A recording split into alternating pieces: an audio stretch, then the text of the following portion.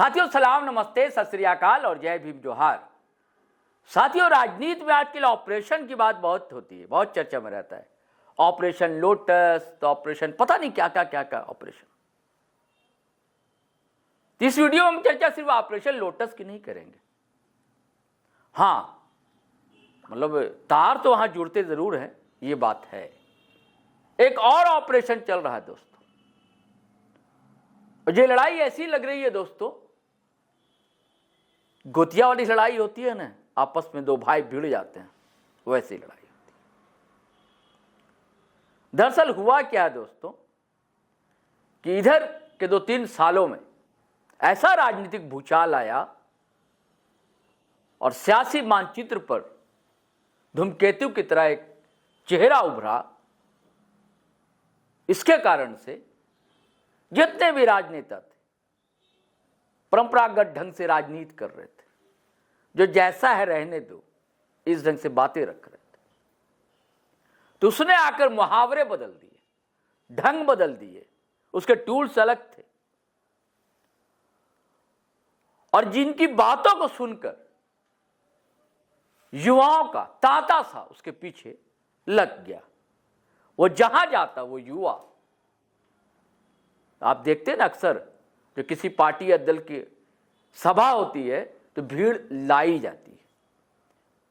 कुछ लोग तो पैसे देकर लाते हैं, लेकिन इस युवा की जहां जहां सभा हुई, गांव से, जवार से, कस्बे से लोग, नौजवान की टोलियां आपस में ही चंदा करके गाड़ी में पेट्रोल भरवाती हैं।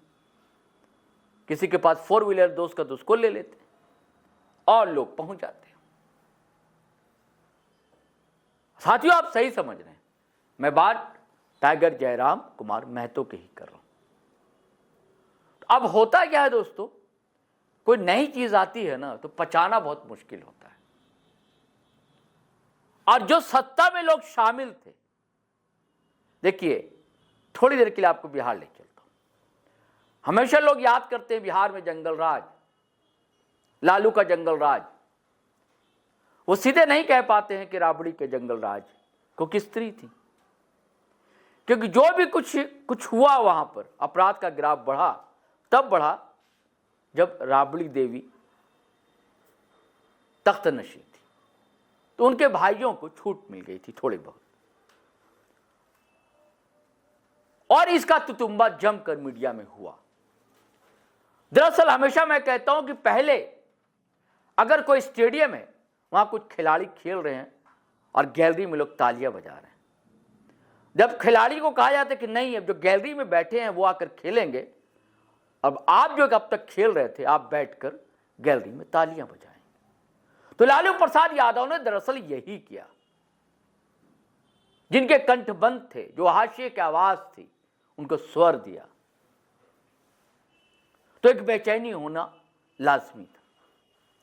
तो यही स्थिति लगभग जयराम के साथ हुई। जयराम ने दबे कुचले वंचित लोगों को स्वर देना शुरू किया। यह जाहिर सी बात है, जो जिस समाज से आता है उस समाज के लोग ज्यादा जुड़ते हैं। ऐसे लालू के साथ भी हुआ था वहां, ऐसे आज जयराम के साथ हो रहा है। तो जैसे उन पर एक आरोप लगे तो उस पर जयराम पर भी आरोप लगे। अब यहां मामला तूल इसलिए पकड़ा, उस समाज की ठेकेदारी एक पार्टी जो समझती रही थी अब तक, यानी कि आजसू पार्टी। अब तो लोग समझते रहे थे कुर्मी समाज का वोट जो है आजसू पार्टी को ही जाता है, कि इधर के चुनाव ने सारी कल्पनाएं, सारी योजनाएं, सारी रणनीतियों को ताश के पत्तों की तरह धराशायी कर दिया। तो अब यह पूरी प्लानिंग है, लगभग अंडरस्टूड वाली बात है हर पार्टी में, कि भैया जयराम के तो पर कुतरने होंगे। अब किया क्या जाए, तो बहुत कोशिश की जा रही है तरह तरह से। अब एक और कोशिश चल रही है, मैं जिस ऑपरेशन की बात कर रहा हूं, अब ऑपरेशन यह चल रहा है कि जेल कैम्प जो है झारखंड लोकतांत्रिक क्रांतिकारी मोर्चा, यानी कि जयराम की पार्टी, उनके लोगों को तोड़ा जाए। तो ये ताजा मामला है। रजनी रवानी, बड़ा चर्चित नाम, बड़ा विवादित नाम हुआ था। इन्होंने जेल कैम्प के कुछ नेताओं पर आरोप भी लगाए थे, और जैसी बातें सामने आई थी, सही बातें नहीं थी, कुछ तो गड़बड़ था। और संजय मेहता बहुत पहले ही आज सुलझा चुके हैं। पहले एक पार्टी बनाई थी, पहले जेल कैंप में ही थे, आज काफी करीबी हैं सुदेश महतो के। तो संजय मेहता को पीछे लगाया गया, उन्होंने कोशिश की, प्रबुद्ध बना है संजय मेहता। और प्रदीप महतो और रजनी रवानी इधर शामिल हो गए और कहा ढुल्लू महतो का जो गढ़ है वहां आयोजन हुआ, वहां दोनों शामिल हुए। कहानी सिर्फ ये नहीं है दोस्तों, और इन्होंने कहा कि ये तो हम सुनवाएंगे, कहानी एक और है। एक बड़े लीडर, एक मात्र मेले हैं ना आजसू का, तिवारी महतो, मांडू से जीते और बमुश्किल 150 से कुछ अधिक मतों से जीते। राइवल कौन था जानते हैं? जेल कैंप के बिहारी महतो। तो खबर यह है कि बिहारी महतो पर भी कहीं डोरे तो नहीं डाले जा रहे, ऑपरेशन की छौंक उधर भी तो नहीं डाली जा रही, क्योंकि उन्होंने आंसू के एकमात्र एमएलए की तारीफ कर दी। कुछ तो खेला हो रहा है, या ऑपरेशन का खेला है दोस्तों। लेकिन सवाल यह है कि क्या इसका कुछ असर भी पड़ेगा? अगर आप जेल कैंप के लोगों से बातचीत करें तो कहते हैं कि फूके हुए कारतूस हैं ये सब सारे। हाँ, बिहारी महतो को नहीं कहते हैं, लेकिन दो रजनी रवानी और वो बिहारी महतो के बारे में है कि समझा लिया जाएगा। खैर दोस्तों, हम बातचीत आके करेंगे, विमर्श करेंगे, लेकिन मैं चाहता हूं कि पहले ये रजनी रवानी मैडम ने क्या कहा सुनिए, और प्रदीप महतो क्या कहते हैं वो भी हम आपको उसके बाद सुनवाएंगे। मुझे बहुत हर्ष महसूस हो रहा है कि मुझे आज ये मंच मिला है साझा करने के लिए, और आज मैं खुद को स्वतंत्र महसूस कर रही हूँ। आज इतने दिनों के बाद, इतने सालों के बाद, आज मेरे मन में ये महसूस हो रहा है कि मैं आज स्वतंत्र हूँ और स्वतंत्र रूप से कार्य कर सकती हूँ। ये मेरे लिए बहुत गौरवान्वित पल है कि मुझे आप लोगों का सेवा करने का मौका मिलेगा। जो पीड़ा मैंने 2 साल पहले उठाया था, कोयलांचल के क्षेत्र में यहाँ के जो विस्थापित है, यहाँ के जो लोग हैं, उनको उनका अधिकार मिले, इस चीज के इसका संघर्ष हम लोग किए थे, अपने गांव से इसका शुरुआत किए थे, और इसको लेकर हम लोगों ने जो एक नया पार्टी उदय हुआ था, उस समय नए विचारों के साथ जेल कैंप, उसमें हम लोगों ने अपनी वहां पे हम लोग शामिल हुए कि ये एक नया उगता हुआ सूरज, लोग कहते हैं कि ये एक नया उगता हुआ सूरज है, तो हम लोग शामिल होते हैं। जो कोयलांचल के लोग इतना सालों से शोषित हैं, रो रहे हैं अपने जगह जमीनों को लेकर, तो कोई आया है हम लोगों को इंसाफ दिलाने, हम लोगों को हमारा अधिकार दिलाने। जैसे कि आप लोगों को पता ही होगा, मेरा आंदोलन पूर्व में जनवरी में हुआ था अपने गांव में, भूख हड़ताल हमारे गांव की जमीनों को लेकर, और मैं जेल कैंप पार्टी की सचिव, केंद्रीय महासचिव रह चुकी थी। उस समय पार्टी में थी, वर्तमान में। तो इन लोगों ने मिलकर मेरे धरना को इतने अच्छे शुभ पल में, मैं ये बात बोलना नहीं चाहती थी, लेकिन आज ये मुझे समय मिला है, ये मंच मिला है, तो मैं ये बोलूंगी। इस पार्टी को हम लोगों ने अपना बच्चा समझ के खून देकर इसको सींचा, एक माँ की तरह इस पार्टी को हम लोगों ने सींचा, और इन लोगों ने एक माँ को ही बेच दिया। उस दुख, उस पीड़ा से हम लोग उभर नहीं पा रहे थे, मैं खास करके उभर नहीं पा रही थी। और ऐसे मेरी यहाँ कितनी महिलाएं हैं जो शोषित है, लेकिन मैंने आवाज उठाया और मैं फिर से वापस आई कि मुझे जो पीड़ा मैंने उठाया है कोयलांचल की धरती पर, कि बागमारा के क्षेत्र में जो हम लोग विस्थापित हैं, हम लोग को अधिकार मिले, नियोजन मिले, तो इन्हीं सभी भावों से मैं प्रेरित होकर इस पार्टी में पुनः शामिल हुई और इस पार्टी में आने के लिए मैंने बहुत ही विचार विमर्श किया। इससे पहले 2 महीना पूर्व भी मैं सुदेश भैया से मिली थी जाके रांची में, और मैंने इनकी बातों को समझा। उस समय मैंने जाना कि ये बहुत ही सोचे सुलझे हुए इंसान है। पता नहीं पीएचडी किए हैं कि नहीं किए, ये मुझे नहीं मालूम है, क्योंकि अभी सब कहते हैं कि हम पीएचडी है। ठीक है, तो जब हम बात किए सामने से तो मुझे लगा कि ये बहुत सुलझे हुए इंसान है और ये हमारी समस्याओं को समझेंगे, और जिससे हम लोग ग्रसित है उससे हम लोगों को निकालेंगे। कोयलांचल के धनबाद जिला के लोग, कोयलांचल के लोगों को, बागमारा क्षेत्र के लोगों को, हम लोगों के दुख और पीड़ा से हम लोगों को न्याय दिलाएंगे। तो यही सब सोच विचार करके पुनः मैं इस पार्टी में शामिल हुई और आप लोगों से आशीर्वाद की अपेक्षा है मुझे कि जिस कार्य का बीड़ा मैंने उठाया था वो मैं पुनः करूं, और आप लोगों के आशीर्वाद और सहयोग की भी आवश्यकता है। और खास करके एक बात में जब मुझे आज मिला है तो मैं कहना चाहती हूँ कि मेरे जितने भी भाई हैं आंसू के, जितने भी, कृपया करके एक चीज आप सुन लीजिएगा, कभी भी सोशल मीडिया प्लेटफॉर्म में किसी महिला या पुरुष के लिए अभद्र टीका टिप्पणी नहीं कीजिएगा। अभी सोशल मीडिया प्लेटफॉर्म में उन लोगों ने गंद फैला के रखा हुआ है।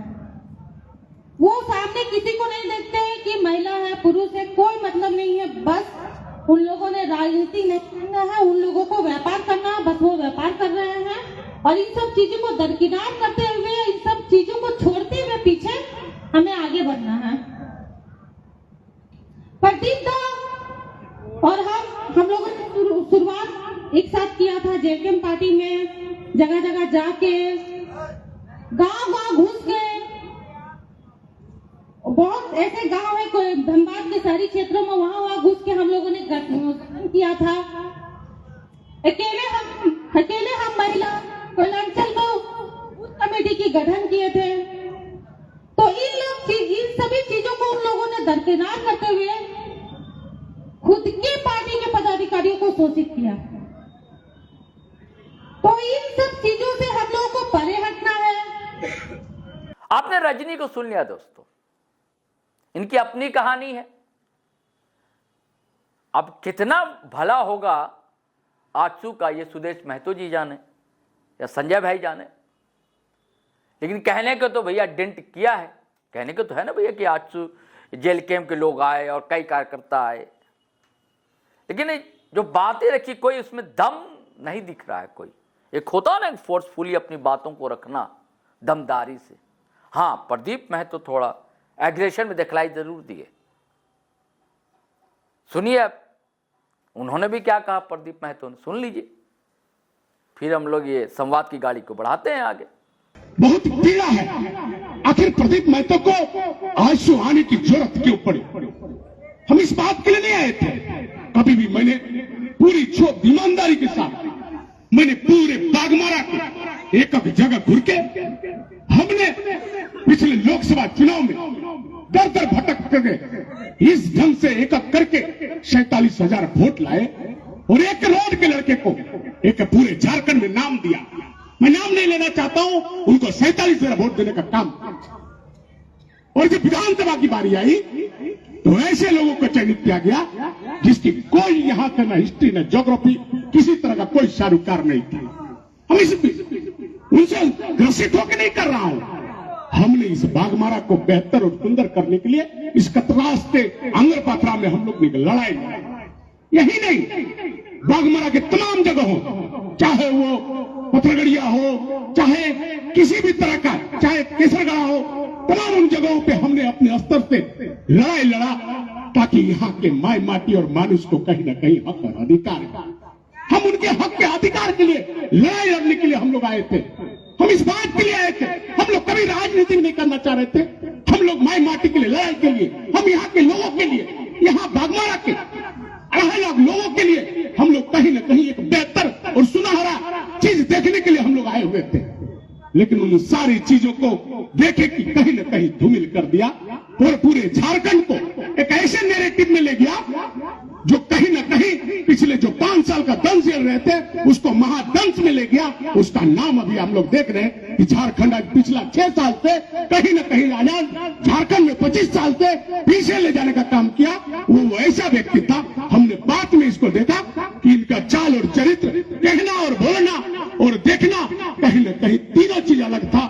और इसी चलते हम लोगों ने आज अपने पूरे टीम के साथ, हम किसी को नहीं बोल पा रहे हैं, चाहे जितने मुखिया जी हैं, हमारे नगर कमेटी के हैं, चाहे जितने भी पदाधिकारी हैं, हम सबसे यही कहेंगे कि चूंकि हम लोग आए हुए हैं हमारे सांसद जी को सुनने के लिए, हमारे केंद्रीय अध्यक्ष जी को सुनने के लिए कि आखिर हम लोग कैसे सुंदर बागमारा बनाएंगे, कैसे इसे कपास के पावन धरती में व्यापारियों को, व्यवसायों को बेहतर कैसे हो पाएगा, इन चीजों को सुनने के लिए हम आए हुए। तो हमारे लिए हम सबसे बड़ी सौभाग्य कहेंगे कि हम एक पार्टी का सिपाही है, पार्टी मुझे जो भी देगी एक पार्टी का साधारण सदस्य के रूप में हम आके अपना काम करेंगे और जो भी मेरी जिम्मेवारी मिलेगी मैं उसका संबंध जो अपना निर्वहन ईमानदारी पूर्वक करूंगा, ये मैं विश्वास दिलाता हूं।